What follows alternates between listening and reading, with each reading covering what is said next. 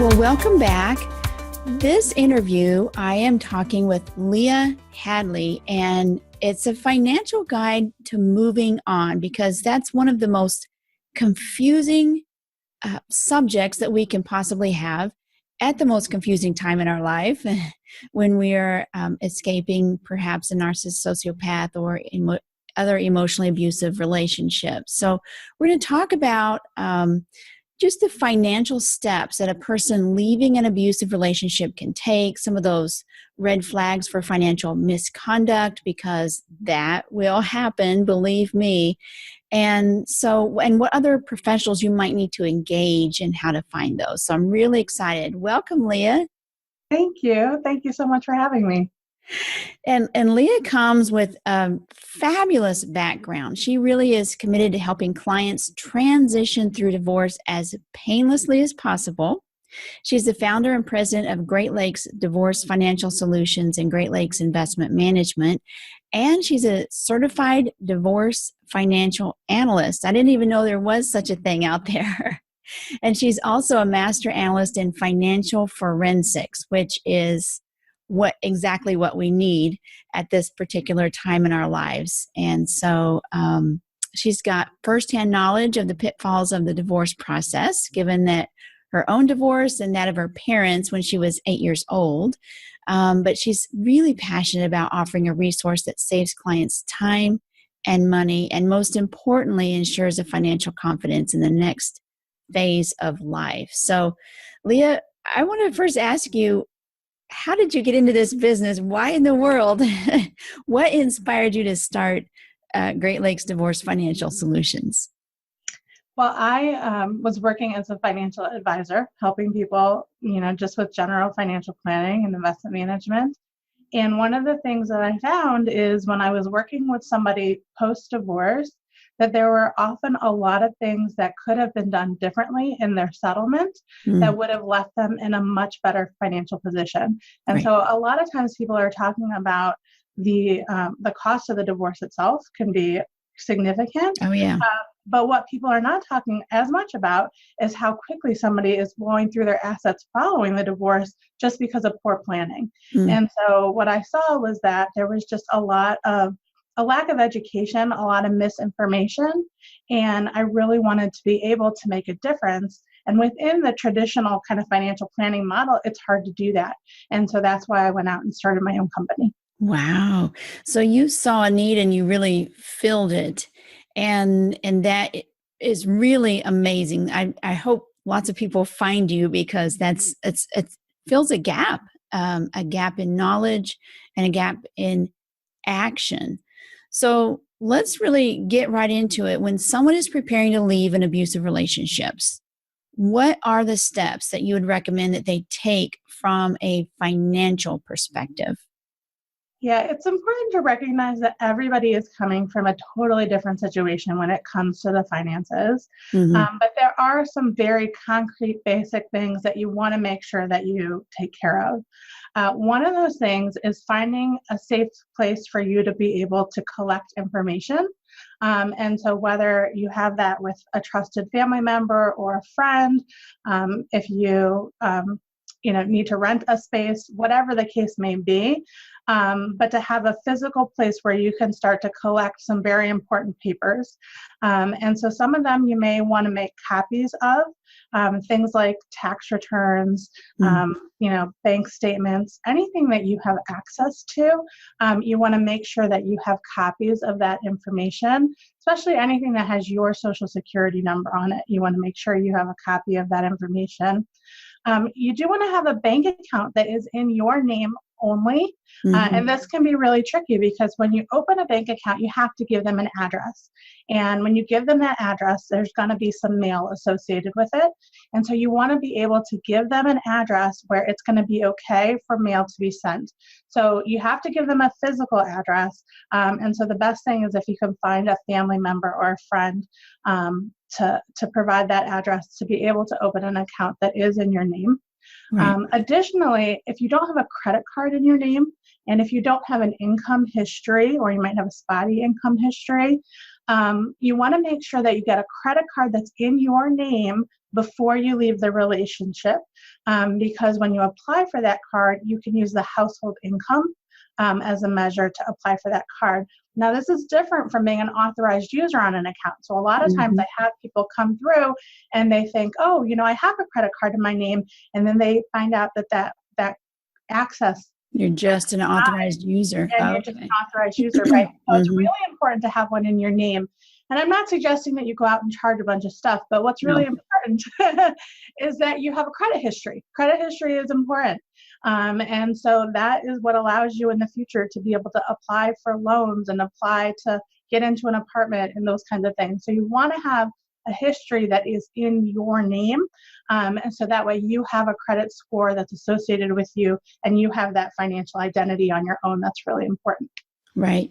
About how far in advance should you do this? I mean, is right immediately before better than nothing? Or, what would you recommend? Good question. So in an ideal situation, you are establishing your own financial identity from the time that you're growing up and you're getting your first job and whatnot. Let's face it, that's not reality in a lot of cases. Right. So the sooner the better. But to at least get it taken care of before you leave is really important. Okay. Yeah. And can you use your work address? Good question. So it really depends. Generally speaking, that's probably not going to be the best address for you to use. It might be a possibility depending on who your employer is and what your relationship is. But the bank does need a physical address, so it can't be a P.O. box, although you could have one for a mailing address. But just keep that in mind. Okay. That's good information. So what are some common financial mistakes that people make when they're leaving a relationship? Good question. So the biggest mistake is not getting information when you have access to it. So the more information that you can gather when you have the access to it, the better off you're going to be. The other thing I find is people are often so stressed and so overwhelmed that they feel like they can't. And we really got to get out of our own heads and recognize that this is a story that we're telling ourselves. And a lot of times that means finding that trusted friend or that somebody who's going to remind you that you can, and that you can take these steps. And especially if you've been hearing that message for a long time, that you can't handle the money or you don't know how to handle the finances or whatever that case may be, it's time to get that belief out of our heads and say, you know what, I can. It's just a matter of learning what I need to do and finding the resources, educating myself and getting it taken care of, because you absolutely can. So making sure that's the case. Other things, you can start to put a little bit of money aside. A lot of times people think, I have to get out and I can't take the time to put any money aside for myself. If you can put money aside where it's not going to be noticed, people are often concerned that when they go through a divorce that they will have done something wrong legally from a legal perspective. But in all 50 states, you are entitled to either what's considered half of the marital property or a fair portion of the marital property. So know that you don't need to walk away with nothing. You're not doing something wrong by walking away with something. What I always tell people is just to document, not to show that you were trying to do something that was, you weren't trying to do something wrong, that you were just trying to protect yourself. And so as long as you keep the documentation, show you're not hiding anything, that you were just trying to protect yourself, then it's not going to be a problem. You just want to maintain all that documentation. And you're not hiding anything from the court, but it's very, it's recommended that you do hide that from, while you're in the process of separating and getting divorced. Do not let your spouse or soon to be ex-spouse have any indication of that, because they will take it. And you want to keep in mind things like, if you're looking at something on the internet, to go to a private browsing window, so that way nobody's going to be pulling up your history. Keep in mind, there's also things that you can do just when you're in the home still to make sure that you're paying attention to, like, where are the bank statements coming from? Like, just even if you're not opening the mail yourself, recognizing where those statements are coming from and documenting that somewhere, because you can always go into a branch. You might not want to go online and look and do anything in the home that's going to show any red flags, but you can go into a branch and show your ID and see kind of what's going on from that perspective, and what's in your name. I mean, if something's in your name, then you absolutely have access to it, and they will give you access to it. And then would you recommend they get a physical statement, and again, put that in the safe place that shows, okay, on this particular date and time, we had this much money in the bank. This was, can you ask the bank for, is it just a bank statement, or is it named something that you go and get? Yeah, so there's a few different things that you might want to look into depending on exactly the nature of your situation. Certainly statements, you can always get copies of your statements. You can get copies of the transaction histories on your account. So if there's certain things that you're looking for, when I'm working on a forensic case, we're always looking at each individual transaction. So getting those transaction reports. If you're taking money out of that account, you always want to make sure that you have picture that day of what the balance was, showing that you're not taking more than half of what's there, but that you do know exactly how much it was, and this is how much you took. So that's that documentation. And finding that safe place to keep it. And so that way you do have access to it for your process moving forward. Right. Good. Any other common financial mistakes that people make that we need to be aware of? Yeah, so the other thing that people do is oftentimes they are just so happy to be out of the situation that they don't take the time to get what's rightfully theirs. That they just want to walk away and say, you know what, this is it. I'm ready. I'm done. I just want a clean slate kind of thing. And the fact of the matter is you're entitled to quite a bit when you've been married to somebody, and especially for a good length of time. And to work with a good attorney and a good financial advisor who can help you understand exactly what you're entitled to and what you're giving up if you choose to give it up. Because these are financial decisions that can have a huge impact on your future into retirement for many, many years to come. And so you want to make sure if you're giving it up willingly and knowing, exactly what you're giving up, then that's one thing. But if you're just giving it up without the information, I would really encourage you to take the time to gather that information. And even if it's working through the courts, to do that. So that way you do know what you're giving up. And take the emotion out of it. Because a lot of times I know women think, and even me, I was afraid to get my own account because I thought, well, he would be insulted if he ever found out, or he would be mad if he ever found out.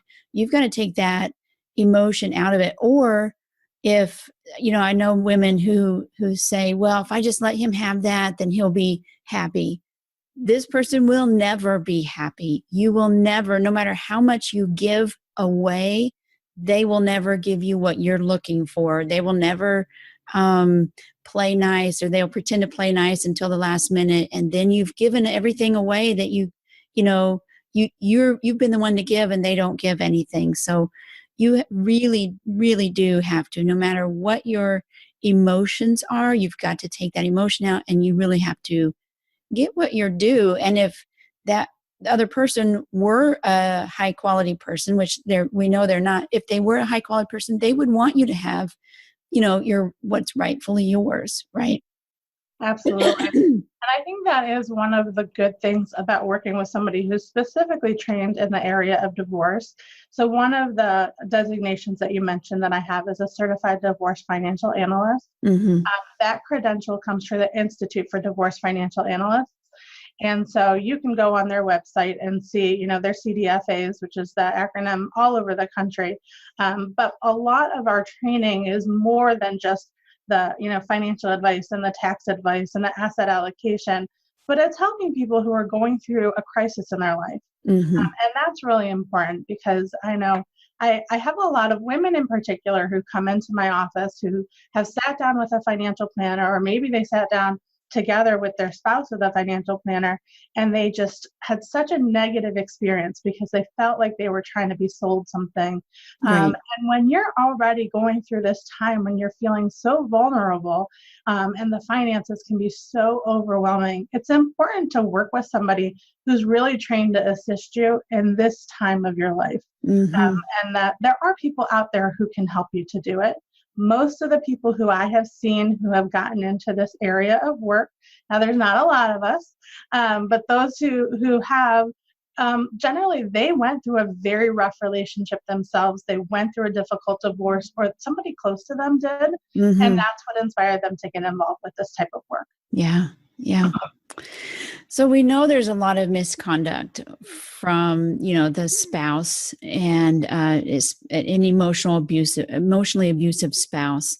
So what are some of the red flags that you should look for to determine if there has been financial misconduct? So one of the things that I highly recommend is that you get copies of your credit report. And this is really important because a lot of times when there has been financial misconduct, your name, your credit may have actually been established for you and you weren't aware of it. Mm.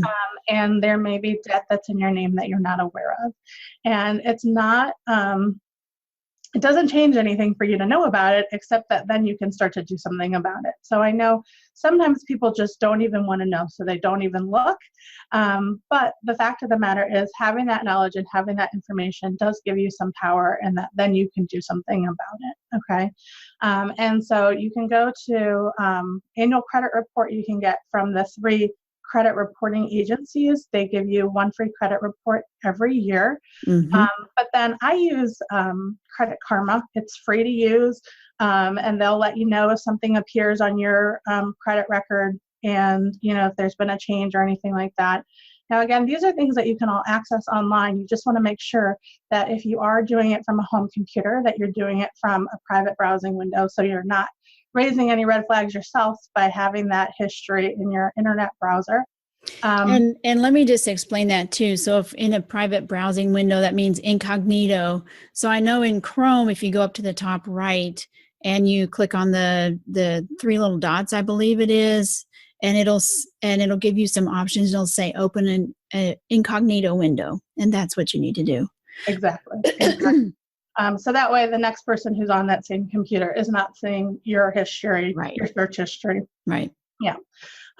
So definitely take a look at your credit report. And that's something that you want to do regardless, is kind of keep an eye on your credit report. There's all kinds of issues with identity theft, but unfortunately happens even with people we know and within families. And so we want to make sure that we're keeping an eye on the credit report. Other things, I find it a lot with small business owners. A lot of times people actually have a lot more than they realize, but things might be kept at the business or in business accounts, so you might not be aware of it. And so if you can see that the lifestyle that the 2 of you have been living seems above what is actually being reported as income, then that tells you there's probably more out there than you know about. And so you want to take a look at that. Certainly in retirement accounts, a lot of times if somebody, especially a small business owner, can kind of put money away in retirement accounts that you're not aware of as well. So you want to keep an eye on that. When I'm looking for red flags, I always start with the tax returns. And I look at, okay, where's the interest being reported from? Where are dividends being reported from? And from that, even in divorces where couples are getting along, a lot of times people just forget about certain accounts, which always blows my mind. But, we got a lot going on. And so if we have that kind of stock sitting out there that maybe we inherited, or it's from an old job, or whatever the case may be. So it's a good idea to have somebody go through your tax return line by line and see if there are things that say, oh, you know what, we really need to get a little bit more information when it comes to that. But so that's where we find a lot of hidden assets, is just starting with that tax return. The debts, like I said, are going to be on the credit report. And then other hidden assets, there could be collections of some kind where people are, purchasing, whether it's art or it's old cars, or I've seen all kinds of collections out there. But the value then is kind of hidden in the object, if you will. And so to keep that in mind as well. So what would you do then? Take pictures or find documentation of those things? Yeah. Because the spouse will like make them disappear, and you could have record of them with your photographs, I guess, right? Absolutely. So anything you can do for documentation. So always, if you're able to take pictures of things, take pictures. If you see things that are insured, copies of those insurance policies, Mm-hmm. anything you can do if there's a transaction that occurs. And sometimes when we're looking at that transaction history in a forensic case, those are the kinds of things that we're going to find. But yeah, those would be great places or great ways to document that for sure. So what should you do if you think your spouse is hiding money? So maybe you have some indication, or, something that you think, they I think, or maybe even, they're hiding money because, they're pulling money out of this or that, and you're like, where are you getting it from? Mhm. So what do you do in that case? Yeah. So I always encourage people, first of all, not to set off any alarms. So it can be very easy, especially, if we're listening to friends who mean well, or family members who mean well, who are kind of encouraging us to question and that kind of a thing. That can create some pretty nasty arguments that, quite frankly, are not productive and are not going to help you get to where you need to be. So I always encourage people not to set off any alarms, because we can usually get more information if we're doing so in kind of a quiet, methodical way, rather than kind of being real adversarial about it. So to Right. start with, just start to gather the information. I have people contact me all the time directly when it comes to the forensics. Usually I'm going to partner with an attorney. So either the attorney is going to contact me or the client contacts me, and then we'll find an attorney who will work with us. But it's going to be a case where you're going to need to have somebody who's experienced in the forensics, and you're going to Mm-hmm. need the legal counsel both to support you through the process for sure. Mm-hmm. Because it's going to be a lot of information gathering. We can subpoena documents to the court once it gets to that time.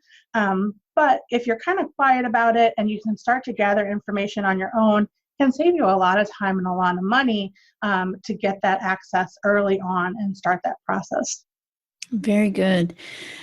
Is there anything you can do if your spouse is hiding money with their family? Because I know several people that's happened, and even maybe not even taking a salary, but getting the money from their family. Or is there anything you can do in that case?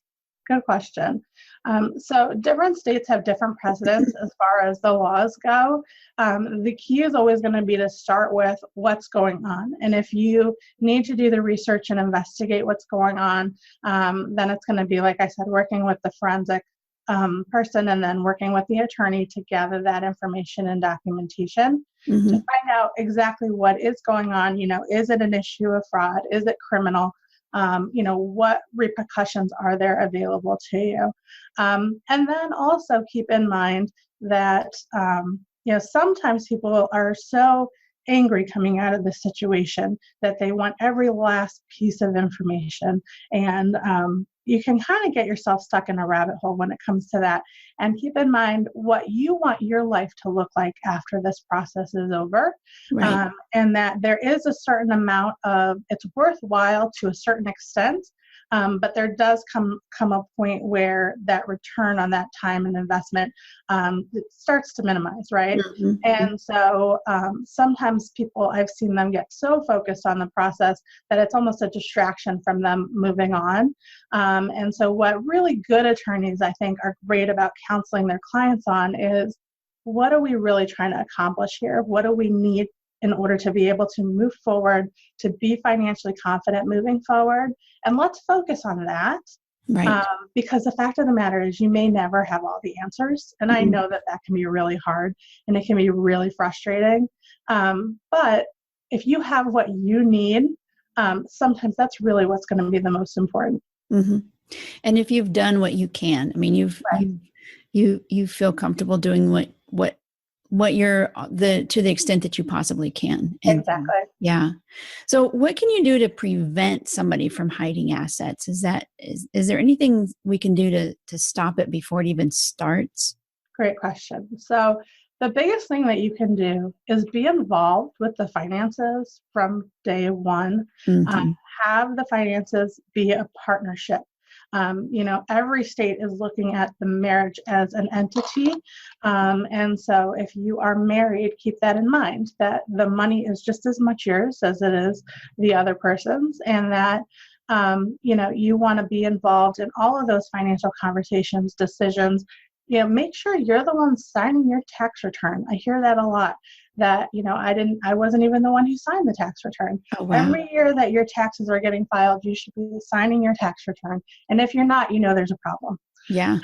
Make sure you read it, understand it, and if that means you sit down with a tax preparer, maybe your spouse is the one who prepared the taxes, but you might need to sit down with somebody and help you understand and explain the tax return to you. There is no shame in that. Mm-hmm. Everybody learns this stuff at some point in their lives. I have women who come to me in their 60s and their 70s, and they're learning it for the first time.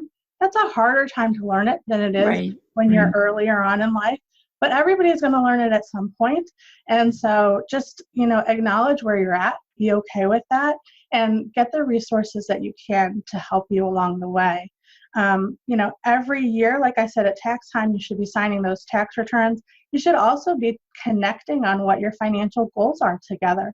What are you trying to accomplish this year? Mm-hmm. Are we increasing our retirement saving because we have a goal to retire together at age 60, 65?